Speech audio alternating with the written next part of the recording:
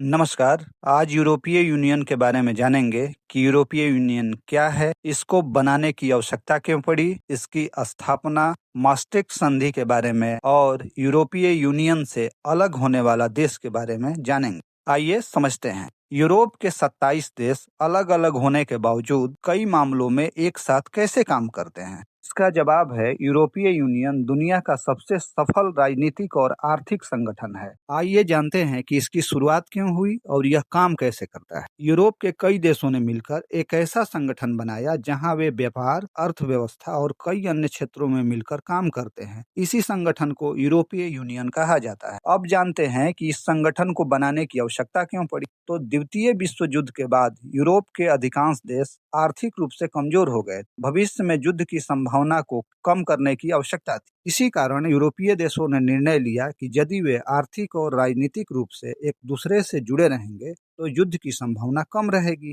विकास होगा। यही सोच आगे चलकर यूरोपीय यूनियन के निर्माण का आधार बना। अब यूरोपीय यूनियन की स्थापना कैसे हुई, इसको समझते हैं। सबसे पहले 6 देशों ने मिलकर कोयला और इस्पात का उत्पादन साथ में करने का फैसला किया। इस संगठन का नाम था European coal and steel community, ECSC। उद्देश्य था युद्ध रोकना, एक दूसरे पर भरोसा बढ़ाना और आर्थिक विकास करना।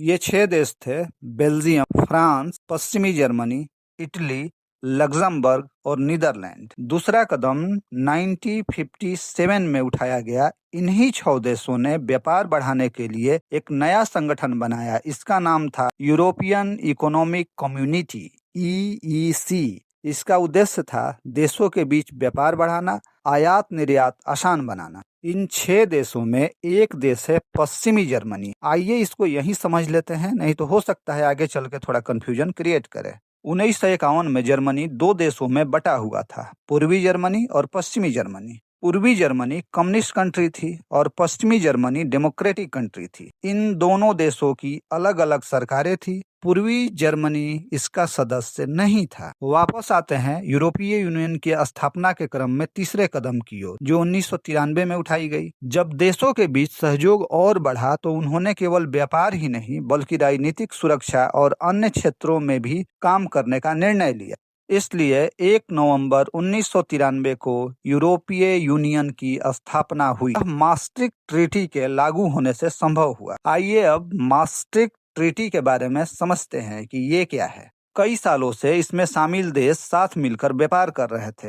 एक दिन उन्होंने सोचा कि अब हम सिर्फ व्यापार ही नहीं बल्कि राजनीतिक सुरक्षा, विदेश नीति और आर्थिक मामलों में भी मिलकर काम करेंगे। इस नए फैसले को उन्होंने एक लिखित समझौता में बदल दिया। यही समझौता maastricht संधि कहा जाता है। यह संधि नीदरलैंड के maastricht नामक शहर में हुई थी। इसी शहर के नाम पर इसका नाम maastricht संधि रखा गया। 7 फरवरी 1992 को संधि पर हस्ताक्षर हुए और 1 नवंबर 1993 से संधि लागू हुई और यूरोपीय यूनियन की आधिकारिक स्थापना हो गई। पहले देश केवल व्यापार के साथ काम करते थे। इस संधि के लागू होने के बाद वे व्यापार के साथ सुरक्षा, राजनीति और विदेश नीति और आगे चलकर यूरो जैसी साझा मुद्रा लाने में भी साथ काम करने लगे। यही कारण है कि इस संधि को यूरोपीय यूनियन को जन्म देने वाली संधि कहा जाता है। अब ये भी जान लेते हैं कि अब तक किस देश ने यूरोपीय यूनियन को छोड़ा है। तो इसका जवाब है केवल